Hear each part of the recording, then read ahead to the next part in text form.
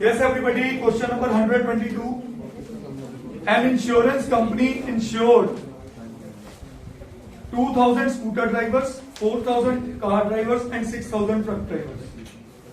The probability of accidents are 0.01, 0.03, and 0.15 respectively. One of the insured person meets with an accident.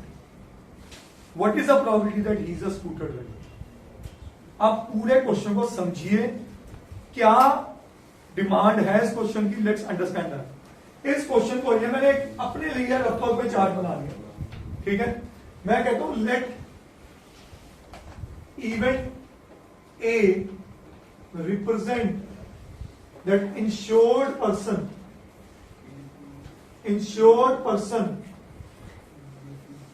a scooter driver. पहला क्या scooter ही है ना? Yes.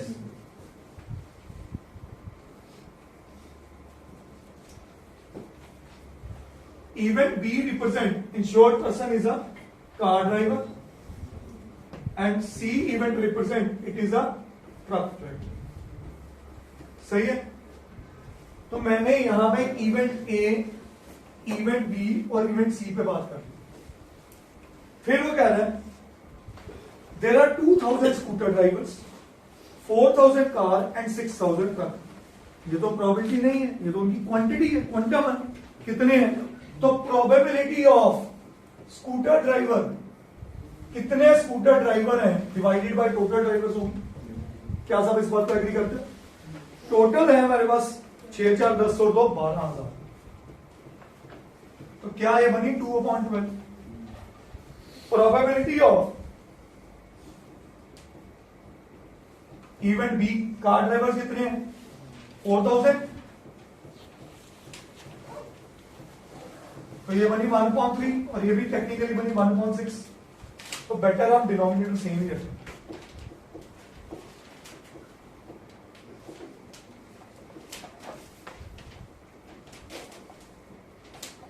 ये बनी 4/12. Yes or no? And last case, the probability of truck drivers is 6,000 upon 12,000. तो ये बनी 6/12. तो यही चीज अगर मैं इस चार्ट में फिल करूं तो मेरे सामने क्या था? 2/12, 4/12, 6/12. टोटल क्या है? प्रायर प्रोबेबिलिटी क्लियर हो गया. अब बढ़ते हैं आगे. The probability of an accident are this and this respectively. तो पहला एक्सीडेंट किसका बताया? उसने स्कूटर ड्राइवर का. क्या प्रोबेबिलिटी? 0.01. तो मैं इसे 1/100 लिख लूं. दूसरा 3/100 एंड 15/100. अब यही चीज आपको वहां कैसे लिखनी है बोर्ड एग्जाम में? Probability of D/A. Please mention कर देना that event D represent happening of an accident. ठीक है जी. तो D/A क्या आ गई मेरे पास? 1/100. प्रोबेबिलिटी ऑफ D/B क्या आ गई? 3/100 एंड प्रोबेबिलिटी ऑफ D/C क्या आ गई? 15/100. सही है. अब क्वेश्चन समझिए. वो कह रहे हैं one of the insured person meets with an accident. एक बंदा जिसका एक्सीडेंट हुआ, what is the probability that he is a scooter driver. अब देखो क्वेश्चन मांग क्या रहा है. वो डायरेक्टली क्वेश्चन आपसे ये मांग रहा है probability of A/. Scooter driver A है ना, तो D/A का क्या मांग रहा है? A/D. अब एक्चुअल में आपसे वो डिमांड क्या कर रहे हैं फॉर बोर्ड एग्जाम्स? वो कह रहे हैं यहां लिखो probability of A into probability of D/A upon probability of A into probability of D/A plus probability of B into probability of D/B plus probability of C into probability of D/C. समझिए. अब आप देखो एक ही question कराने के बाद दिमाग चला दें कि वो डिमांड क्या कर रहा है हमसे. अब ये चीज को मैं क्या कह रहा हूं, कुछ ना करो, इनको मल्टीप्लाई करो. ये क्या बना? 2/1200, 12/1200 एंड 15 6 90/1200. इनका टोटल 90 एंड 12, 102 एंड 12, 104 अपॉन 1200। और ये क्या है? Probability of happening of accident. कहानी भले बड़ी, ठीक है जी। क्योंकि मैं इस पे स्ट्रेस पता क्यों दे रहा हूं? केस स्टडी का सबसे फेवरेट आंसर ये होता है, यहां बच्चे गलती करते, समझ गए कि नहीं? अब रिवाइज प्रोबेबिलिटी पे आ जाए। उसमें क्या मांगा वैसे स्कूटर ड्राइवर का, तो सिंपली क्या लिखोगे? This divided by this.